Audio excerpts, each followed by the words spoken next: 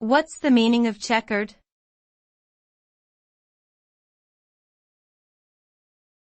Checkered.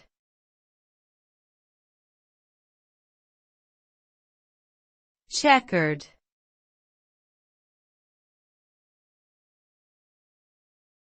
Checkered.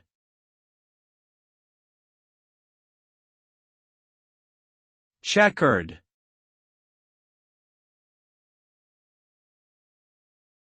Checkered is an adjective that describes a pattern consisting of alternating squares or rectangles.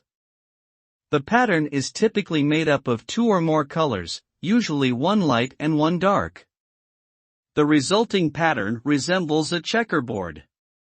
Checkered patterns are commonly used in clothing, accessories, and home decor. The pattern can convey a sense of playfulness, nostalgia, or retro style. Checkered patterns have been popular for many decades and continue to be a popular design choice in various industries.